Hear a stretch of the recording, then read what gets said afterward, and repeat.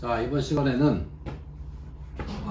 누수탐지 비용이 얼마인지 소비자분들께서 가장 많이 궁금해하는 부분이 이 부분이고, 가장 많이 문의하시는 부분도 이 부분이에요. 비용이 싸다라고 해서 무조건 좋은 것만은 아니다 라고 생각하는 주의가 접니다. 돋보기 누수에는 그렇게 일을 진행하고 있어요. 누수탐지 비용을 세분화해서 나눠보게 되면 저 같은 경우는 이런 식으로 나누는 게 가장 합리적인 방법이 아닌가라고 생각을 합니다. 제일 첫 번째, 출장비가 있겠죠. 출장비는 받는 업체도 있고 안 받는 업체도 있고, 그리고 뭐 출장비도 뭐 한 2, 3만원 정도 받는 업체도 있고, 많게는 10만원 받는 업체도 있고, 각양각색 다 달라요. 그런데 저 개인적인 생각은 출장비도 지불하는 게 맞다라고 생각하는 주입니다. 왜 그러느냐, 우리가 출장을 나가게 되면 어떤 형태의 누수가 됐던, 누수 형태는 뭐 다 설명을 드렸죠. 이런 형태의 누수가 있는데, 어떤 형태의 누수가 됐던 전문가적인 입장에서 바라보는 눈이 소비자와는 다른 부분이 분명히 있습니다. 그래서 그냥 가서 출장비만 받아오는 것이 아니고, 누수 형태가 어떤 형태의 누수인지, 뭐 수도 배관 누수인지, 방수 불량인지, 하우스 배관 쪽인지, 빗물 누수인지, 아니 고용 비트 결로인지, 이런 거를 전문가적인 시각으로 바라봐서 상담을 해드리는 거예요. 그래서 기본적으로 출장을 가게 되면 증상을 가장 먼저 보자. 증상, 현상. 물이 어디에서 어디로 새고 있는지, 그걸 제일 먼저 관찰한 다음에 기본적으로 계량기 테스트라는 걸 진행합니다. 그렇게 해서 수도 배관 누수인지 아닌지를 판단을 하고, 그리고 이제 이게 아닐 경우에는, 방수 불량일 경우에는, 저 같은 경우에는 물을 흘리기 테스트를 여러 번 진행을 해요.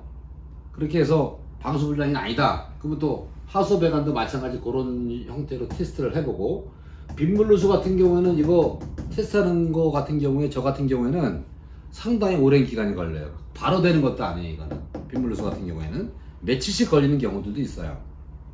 근데 출장 가게 되면 저 같은 경우는 아무리 짧아도 30분 정도에서 1시간 정도는 이것저것 테스트도 해보고, 증상도 살펴보고, 상담도 해드리고, 이렇게 진행을 한단 말이죠. 근데 어느 정도 윤곽이 다 나왔어요. 그런데 출장비가 없다? 난 그건 아니다라고 보는 거죠.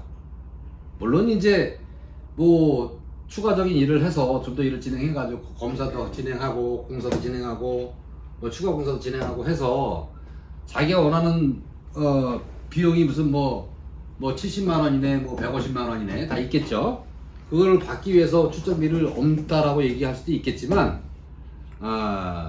제가 생각하는 가장 바람직한 방법은, 출장비 만약에 이거를 진행하지 않고 그냥 상담만 해드리고 어느 윤곽만 쓴 상태에서 이 금액이 안 맞아서 다른 데서 한다라고 하면, 출장 간 사람한테는 출장비를 주는 게 맞지 않나, 저는 그렇게 생각을 합니다. 그래서 이거는 뭐 이 영원의 빵원에서 한 10만원 정도까지 있는 것 같고, 뭐 10만원 속에는 간단한 처치 같은 것도 포함될 수 있겠죠. 뭐 수도꼭지 하나 바꿔준다든지 뭐 그런 거는 이 안에다 포함된다라고 보는 거죠. 그 다음은 이제 검사비 부분이 있는데, 이 검사비도 일반적으로 특정되어 있는 금액이 뭐 있다라고 봐요. 일반적으로 누수 탐지사들이 금액을 정해놓고 하고 있어요. 근데 금액을 오픈시키는 건 좀 그렇고, 어떤 사람들은 이 검사비를 몇백만 원씩 요구하는 사람들이 있더라고요. 검사비만.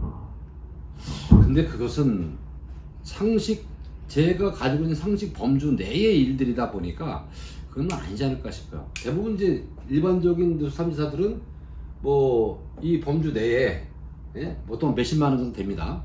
몇십만 원. 그 범주 내에 속하는데, 너무 터무니없이 많이 검사비를 요구한다, 그거는 좀 참고를 해보셔야 되지 않을까, 이렇게 생각을 하고 있어요. 그리고 이제 일반적으로 우리가 누수 탐지 비용 그러면은 출장비, 검사비, 공사비, 추가비 다 총 망라해서 뭐 얼마입니다 라고 말씀을 드리긴 하는데, 저 같은 경우에 이렇게 구분해가지고 토탈 뭐 얼마 이렇게 결정을 지어서 일을 진행합니다. 검사비는 아무튼 이런 경우가 또 있죠. 배관, 이 급수 배관, 상수도 배관 누수인지 아닌지 긴가민가 할 때가 있어요. 근데 우리가 가지고 다니는 장비를 이용해서 검사를 진행하게 되면 급수 배관 누수인지 아닌지를 알 수 있을 때가 있어요. 난방 배관도 마찬가지고. 그럴 때는 소비자분들께서 검사를 의뢰하시게 되면 우리 같은 누수 탐지사들이 검사를 해드려요. 그랬을 경우에는 만약에 누수가 없다 손 치더라도 그 비용은 검사비를 지불하는 게 맞습니다. 왜? 우리는 그게 직업인데 검사 맨날 공짜로 해드리고 가는 데마다 공짜로 해드리고 이렇게 일을 진행하다 보면 사실 힘이 많이 빠지거든요. 그래서 소비자분들께서 원하셔가지고 검사를 진행하는 거는 누수가 없다 손 치더라도 검사비를 지불하는 게 맞지 않겠나, 저는 이렇게 생각을 하는 주입니다. 그 다음에 이제 공사비, 여기서부터는 좀 복잡해지죠. 공사비.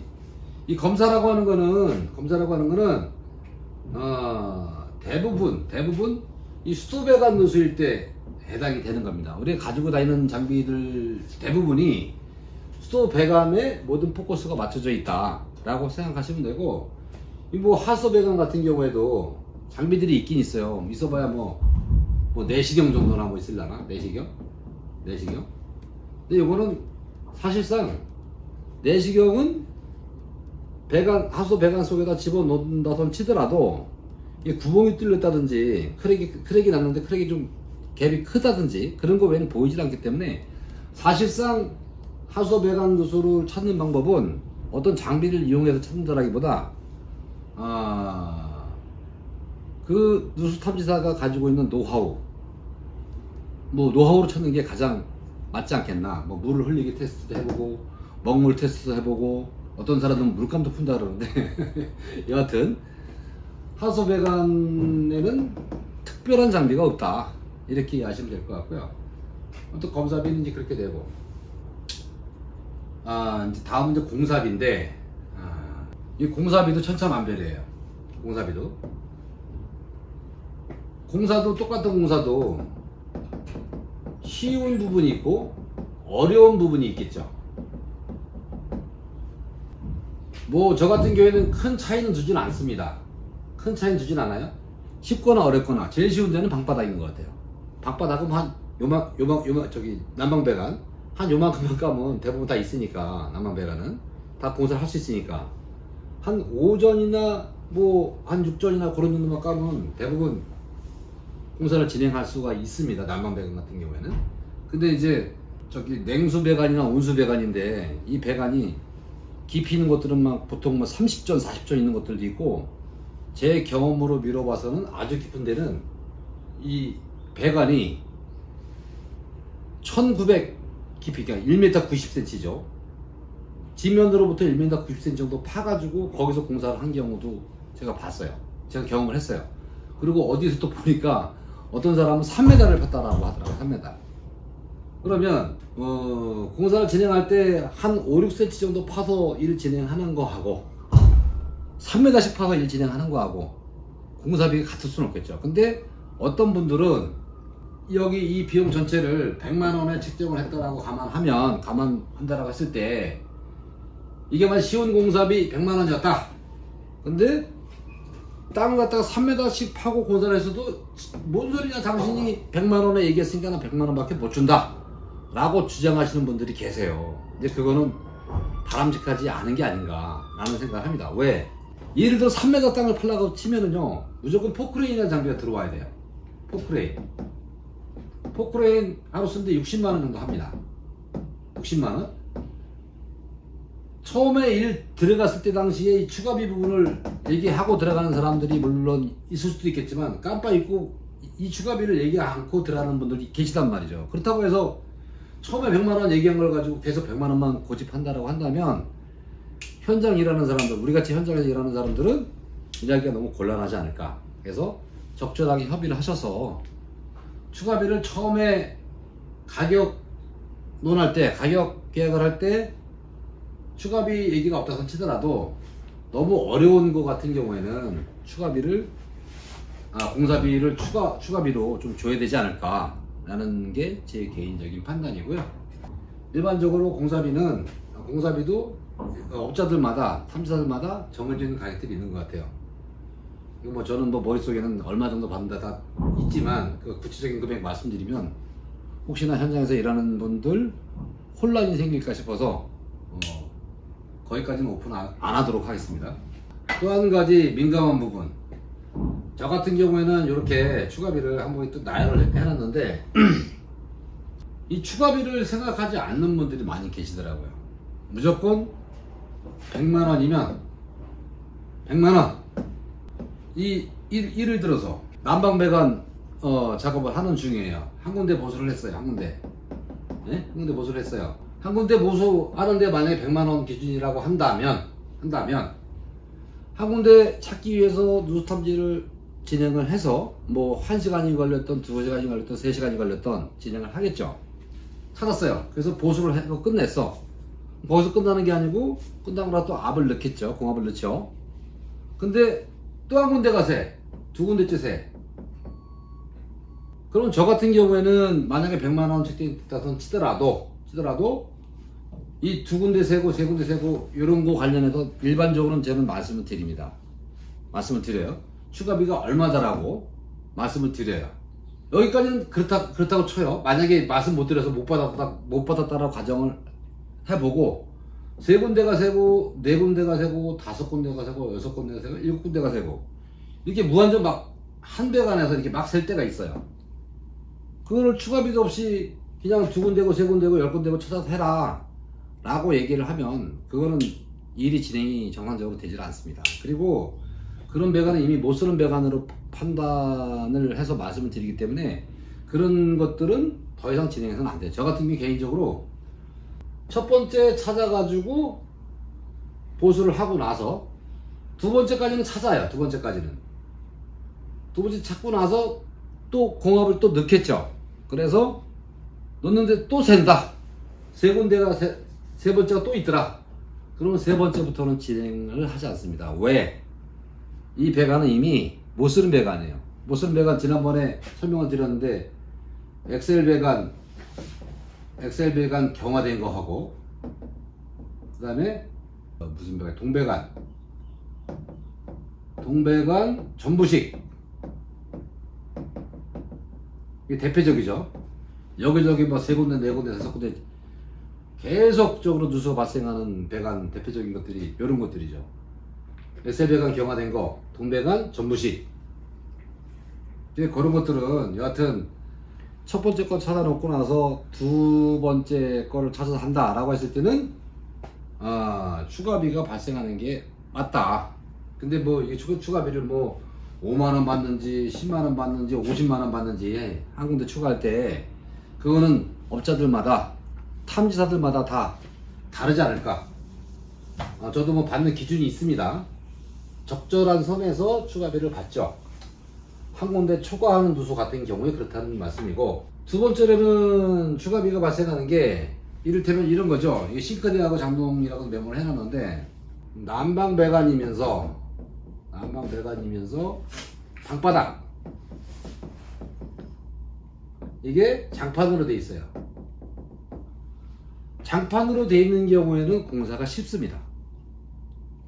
이런 거를 이제 기본으로 생각하시면 돼요. 그래서 기본 예를 들어 100만 원이 책정이 됐다라고 한다면 누수되는 지점을 누수 탐지를 통해서 찾아가지고 타공해서 배관 보수하고 미장 마감하는 데까지 미장 마감하는 데까지가 기본 비용에 들어간다고 보시면 됩니다. 그렇다고 제가 100만 원 받는다는 얘기는 아닙니다. 근데 제가 받는 금액은 노코멘트입니다. 그럼 말씀드릴 수 없어요. 저한테 전화를 하시면은 제가 답변해 드릴 수 있습니다. 미장 마감하는 데까지가 기본 비용이라고 생각하시면 됩니다. 기본 비용. 저만 그런 게 아니고 대부분 그래요. 근데 어떤 분들은 뭐 이 추가비까지 다 포함해서 뭐 120 얘기하는 분들도 계시고 150 얘기하는 분들, 뭐 200만 원 얘기하는 분들 가격이 천차만별이라 어떤 것이 옳다라고 제가 정의할 수는 없어요. 아무튼 기본 비용은 미적 마감하는 데까지입니다. 인테리어 마감 비용은 항상 별도입니다. 인테리어 마감 비용은. 근데 바닥재가 다 똑같은 게 아니에요. 바닥재 형태를 보게 되면 대표적인 게 우리가 제일 좋아하는 바닥재가 저 장판입니다. 장판 있고, 그 다음에 강마루가 있고 강화마루가 있고, 그 다음에 뭐 대리석으로 되어 있는 것들도 있어요. 대리석. 그 다음에 무슨 뭐 타일 종류로 뭐 데코 타일 같은 종류겠죠. 뭐 여러 가지 형태들이 있어요.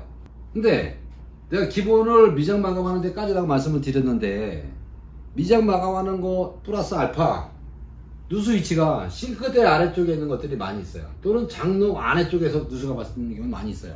그러면 우리는 원래 일이 싱크대 일이나 장롱 일을 하는 사람들이 아니에요. 누수 위치를 발견해가 찾아서 그 보수만 하면 되는 거예요. 근데 공교롭게도 이런데 아주 어려운 지역에 있는 것들이 있더란 말이죠. 그랬을 경우에는 싱크대에 탈부착 하는 데만 막 1시간 이상 걸릴 때가 많아요. 어려운 것 같은 경우에는. 싱크대 탈부착에만 사람들마다 다르겠지만 대부분 어려운 거는 1시간 이상 걸립니다. 탈부착 시간만. 어차피 누수 공사를 하기 위해서는 싱크대를 띄지 않고는 탈부착하기 전에는 할 수가 없어요. 그런 경우에는 싱크대 탈부착 비용을 추가비로 받을 수도 있습니다. 저 같은 경우에는 미리 말씀을 드려요. 이런 경우는 추가비가 얼마 정도 붙는다라고 말씀을 드립니다. 장롱도 마찬가지예요. 똑같은 경우입니다. 장롱도 어려운 건 정말 어렵습니다. 탈부착하는 거 1시간이 아니고 정말 어려운 장롱 같은 경우에는 뛸 수도 없어요. 그러면 전부 불러다 뛰어야 돼요. 그러면 비용이 안 들어갈 수가 없어요. 그러면은. 그리고 이제 두 번째는 그렇고, 추가비 부분이 좀 복잡하긴 합니다. 추가비 부분이. 그리고 계량기 한 대에 다가구. 무슨 얘기냐? 일반적으로는 1세대당 1계량기입니다. 아파트 같은 경우에는 공이 다 똑같죠. 한 세대당 계량기 하나가 꼭 있죠. 근데 다니다 보면 빌라 같은 데 보면 물론 이제 한 세대당 1계량기 돼 있는 데도 있지만, 계량기는 꼴랑 하나밖에 없는데 막 5세대, 6세대, 7세대 막 돼 있는 데가 있어요. 그러한 빌라나 다세대 주택에서 냉수 배관에서 만약에 누수가 발생이 됐다. 그랬을 경우에는 일이 좀 복잡해집니다. 번잡스러워요. 냉수 배관일 경우에는 만약에 7세대다. 계량기 한 대에 7세대가 있다.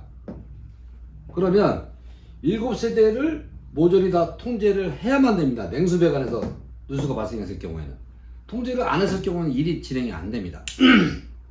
그리고 이제 우리가 일 진행할 때, 누수 탐지를 진행할 때 기본적으로 양변기라든지 세탁기, 정수기 이런 거 다 잠그죠. 만약에 그런 거 잠그지 않고 일을 진행한다. 그러면은 그런 쪽으로 애가 다 빠져나가는 경우가 아주 많습니다. 그러니까 일이 진행될 수가 없어요. 그러니까 일이 많이 복잡하죠. 계량기 한 대밖에 없는데 세대가 많다. 일이 복잡할 수밖에 없어요. 그럴 경우에도 추가비가 발생이 되더라. 추가비가. 기본 100만원 책정을 했으면 이거는 계량기 한 대에 한 세대. 그럴 경우에 기본인 것이지, 계량기 하나밖에 없는데 뭐 3세대, 5세대, 7세대 이렇게 있으면 비용은 추가될 수밖에 없고, 비용이 추가되는 이유는 그만큼 일이 어렵다. 오래 걸린다. 그래서 추가비가 발생이 된다. 계량기 한 대에 다가고. 세 번째가 그렇고요. 네 번째로는 인테리어 마감이 아까도 이제 언급을 해드렸는데, 이것도 이제 저 같은 경우 항상 별도로 따로 떼어서 말씀드립니다. 타일 마감비, 마루.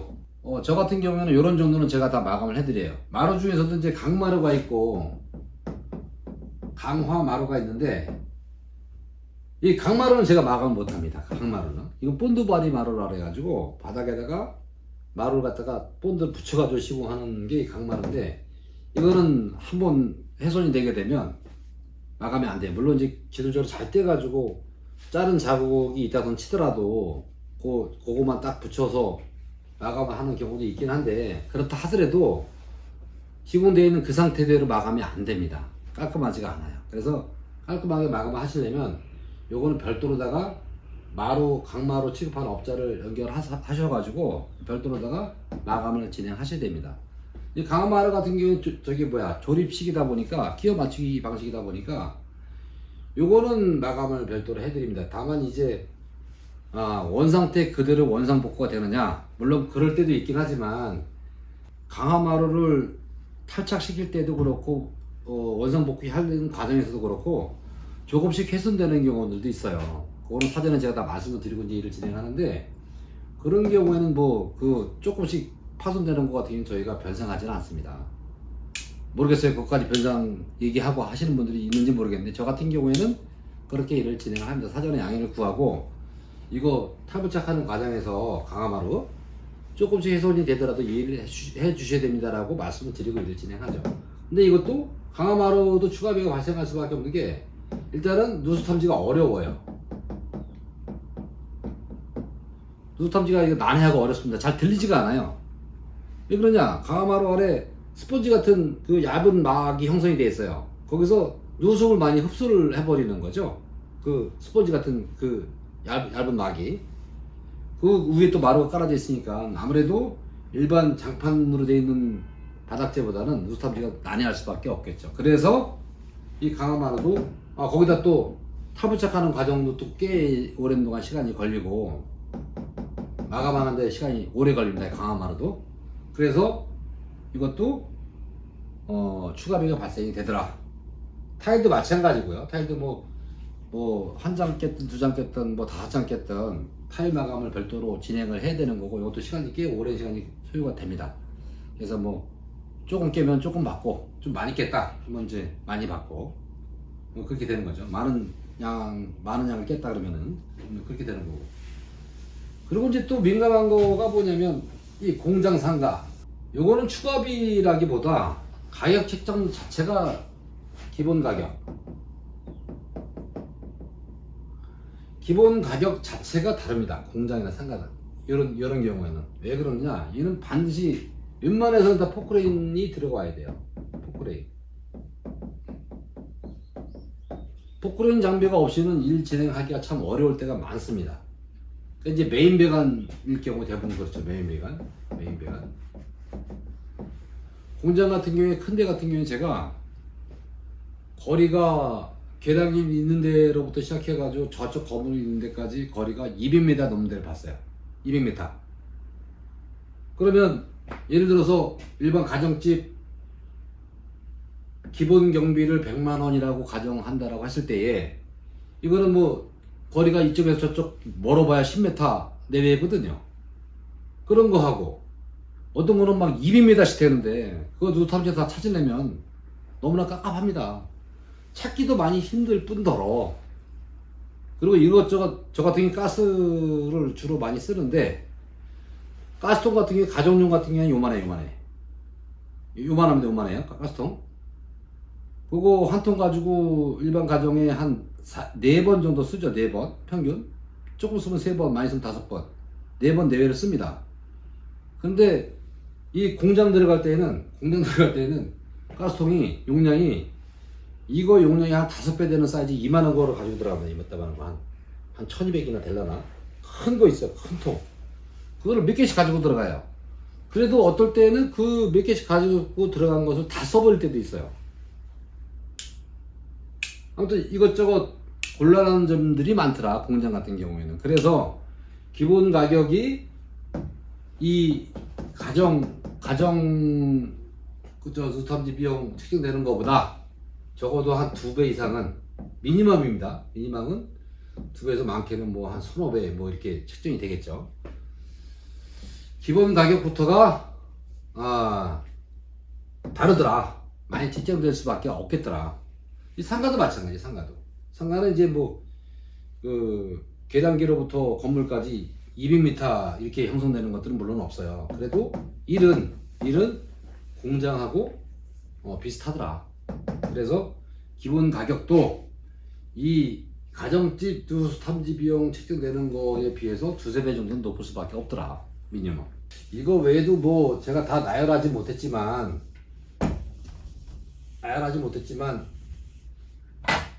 그 정말 일반적으로 저 같은 경우에는 누수 탐지 들어가서 공사 마무리하는 데까지 미장 마감하는 데까지죠. 미장 마감하는 데까지 3시간에서 4시간 정도 걸리는 것 같아요, 평균. 물론 뭐 1시간 내 되는 것들도 있고, 어떤 것들은 막 이틀 하는 것들도 있어요. 이틀 막 이틀씩 누수 탐지하고 공사하고 하는 것들이 있어요.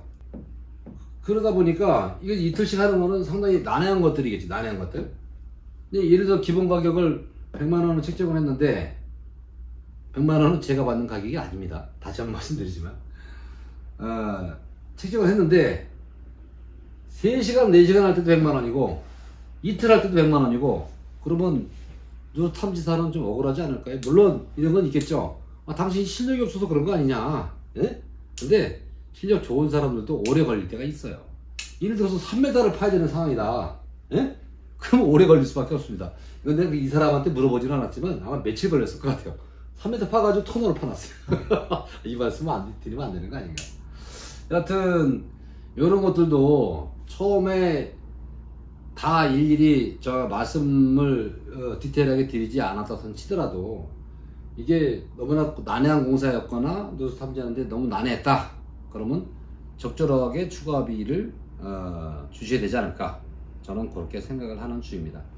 그건 이제 고객님들 마음이세요. 줘도 그만 안 줘도 그만 그렇게 되고요. 아무튼 비용 관련해서 많이들 궁금해 하시는 것 같아 가지고 이게 나열해서 말씀을 드렸는데, 출장비, 검사비, 공사비, 추가비, 그렇죠? 추가비가 좀 복잡하고, 아무튼 요것이 누수 탐지 비용의 전부가 아니겠나, 이렇게 생각을 합니다. 이상. 자, 강론으로 들어가서 강론.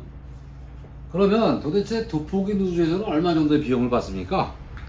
아마 무지하게 궁금하실 겁니다. 근데 직설적인 금액은 노출시키기에는 너무 어려운 점들이 많이 있어요. 그래서 말씀을 굳이 드린다면, 경기도청에서 설문조사를 했어요. 약 한 3년 전쯤인가 그래요. 3년 전쯤. 설문조사한 금액이 얼마가 나왔다. 그럼 돋보기 누수에는 얼마를 받느냐? 돋보기 누수에서는 설문조사한 금액 대비로다가 그 정도 수준 정도를 받고 있습니다. 거기까지밖에 언급을 할 수가 없는 점 널리 양해 부탁드립니다.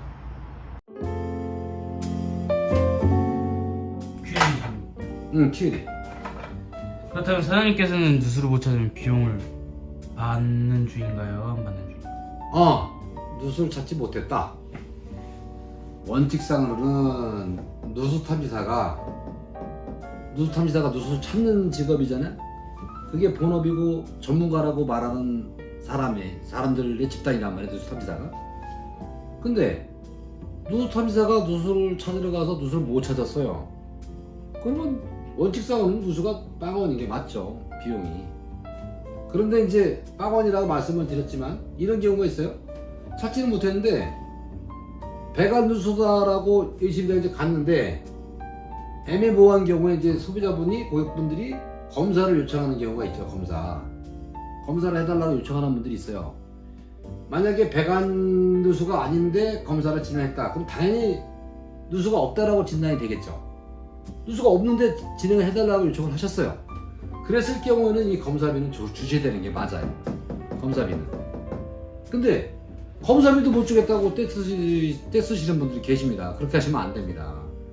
그 장비를 갖추는데 몇천만 원 비용을 들여서 그 장비를 다 세팅을 해놨는데 그 장비를 공짜로 쓰겠다는 얘기밖에 안 되는 거거든요. 그거는 얼마가 됐든 검사비를 책정을 해서 줘야 되는 게 맞지 않나, 저는 그렇게 생각을 하는 주입니다. 물론 이제 출장을 가가지고 뭐 30분에서부터 뭐 1시간, 2시간 이것저것 막 해봤어요. 시정비를 안 받겠다라고 얘기를 하고 왔어요. 예를 들어서. 네? 그랬다 손 치더라도 인지상정 아니겠습니까? 하다못해 뭐 10만원 돈 10만원이라도 지어줘서 보내야 되는 게 아닌가, 저는 그렇게 생각을 하는 중입니다.